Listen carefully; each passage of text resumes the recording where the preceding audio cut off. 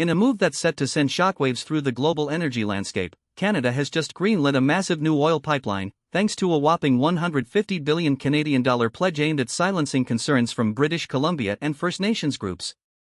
This is huge, because the project promises to boost Canada's presence on the world stage, while also addressing some of the environmental and social worries that had been threatening to derail it.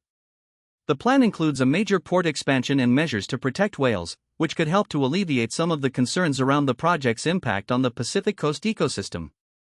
But why does this matter?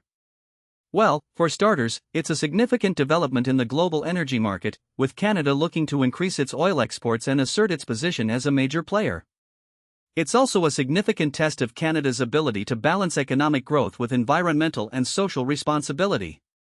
The fact that the governments of Canada and Alberta have been able to negotiate a deal that addresses the concerns of British Columbia and First Nations groups is a major achievement, and could set a precedent for future projects.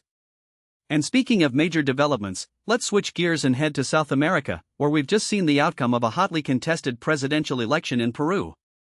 Keiko Fujimori, the daughter of disgraced former President Alberto Fujimori, has been declared the winner of the election, nearly a month after the votes were cast.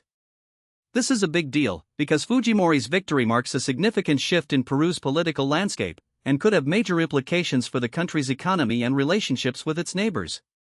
But what's really interesting here is the way that Fujimori's campaign tapped into concerns about corruption and economic inequality, which are major issues in Peru right now.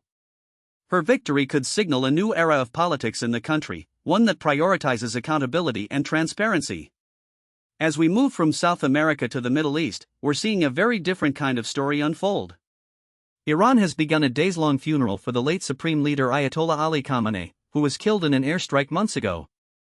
This is a major event, because Khamenei was a towering figure in Iranian politics, and his death has left a power vacuum that's still being felt. The funeral is expected to draw millions of mourners to the streets of the capital, in a spectacle that's reminiscent of the burial of Ayatollah Ruhollah Khomeini back in 1989. But what's really significant here is the way that Khamenei's death has thrown Iran's political establishment into flux.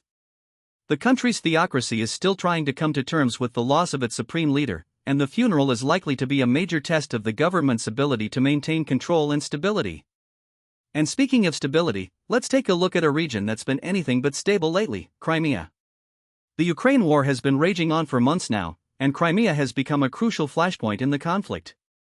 In fact, the New York Times has just identified 4 key reasons why Crimea has become so crucial to the war effort. From escalating drone strikes to fuel shortages and power cuts, the region is facing a perfect storm of challenges that are putting pressure on President Vladimir Putin.